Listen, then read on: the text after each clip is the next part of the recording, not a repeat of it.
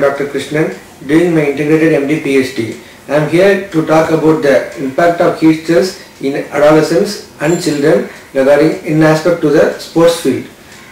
I will give you a brief introduction regarding heat stress, what is heat stress and what will happen if the person exposed to excessive heat stress. Heat stress can be defined as the sum of the metabolic and environmental heat loads on the individual, which may increase the core body temperature, causing physiological decrements.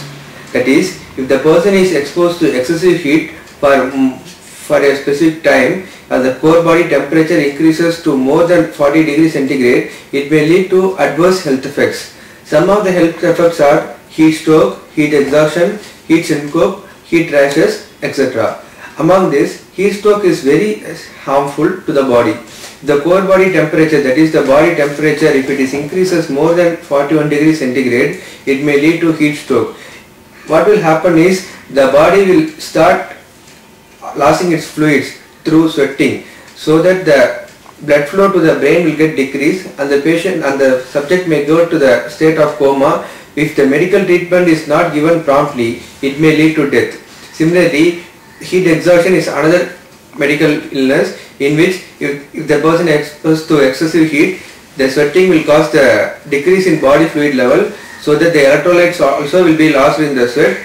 So the prompt electrolyte replacement should be given. If the heat exhaustion is not treated properly, it may lead to heat stroke.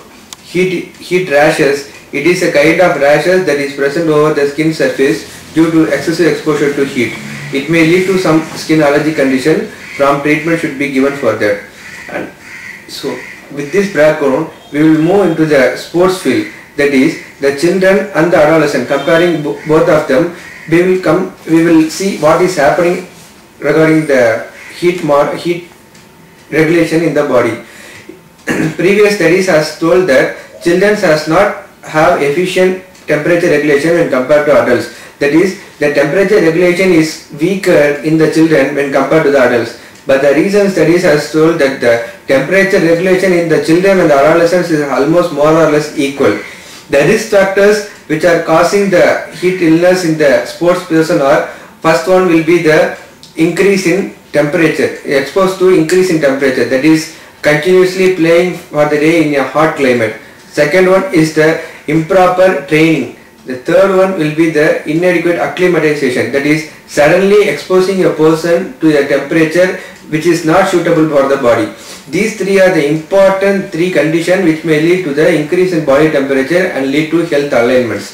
First, we will see about the increase in temperature that is causing physiological decrements. What will happen is, if a person, whether it is a children or adolescent, is playing in a hot temperature of more than 40 degrees centigrade, a person will normally, if the person is exposed to increased heat, he or she will be sweating.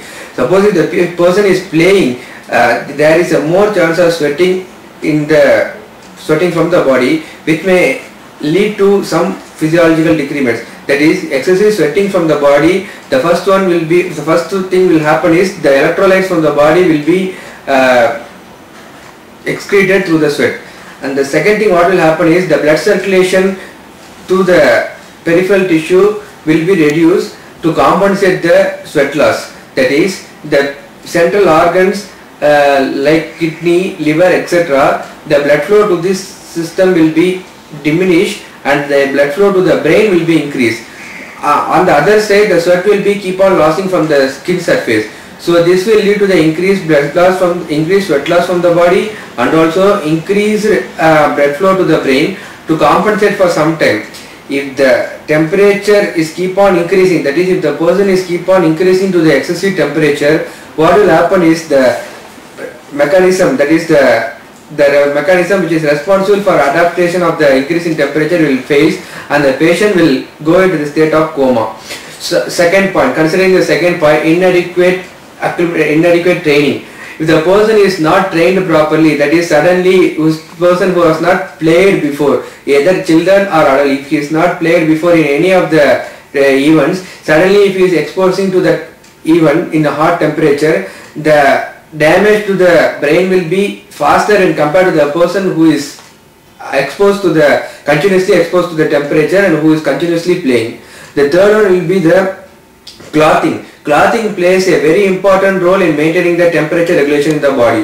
If the sweat is not absorbed properly, what will happen is there will be continuous sweat loss, and the clothing is not put up properly, the temperature regulation of the body will not work properly. Suppose if the person is wearing some cloth in which the temperature is, that is the body temperature is cannot be controlled, that is the cloth which is not controlling the evaporation from the body, heat evaporation from the body, may lead to some other medical illness. It may be ranging from coma or it may to death. These are the main three aspects which may lead to the heat illness. It may be in children or it may be adolescent. Now compare, and the fourth one will be the person having pre-existing medical illness. Suppose if the person is suffering from diabetes or hypertension or any other critical medical illness like say some brain tumor or stroke, if he is recurring from stroke, after that immediately if you allow the person to play, it may also lead to some medical emergencies. So these all should be avoided in the person who is having some medical problems. So considering all these things, some recommendation has been put up by the American Academy of Pediatrics, that is to avoid the heat stress illness. The first one will be the proper health education regarding the heat stress to the person, that is to the principal, school teachers, pediatrician, etc. They should be trained properly regarding the heat stress and its management. The second thing will be the emergency medical services. Suppose if the person, that is the sports person, whether it is children or adolescents, if they fall in the ground due to excessive heat stroke or excessive sweat loss from the body, the emergency medical plan should be there to save the children or adolescent from getting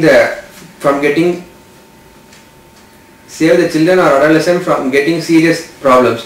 The third one should be maintenance of the body fluid level. That is, if a person is playing, he should be taken adequate fluid intake, because during playing the sweat loss from the body will be more and the electrolytes also will be lost from the body. So simple water will not work out for compensating those things. Proper electrolyte balance, that is a fluid containing proper electrolyte level should be taken up, so that the electrolyte level in the body should be maintained properly. It will be very helpful in maintaining the circulation and also various other activities. And the fourth one is the training the person properly. Inadequate exposure to the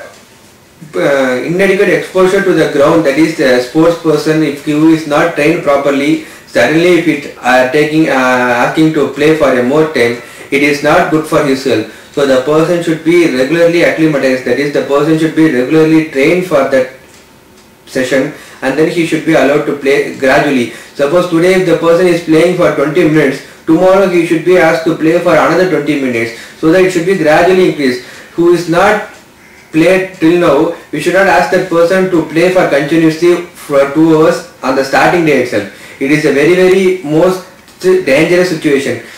The fifth one is the proper medical emergency treatment should be there available in the ground.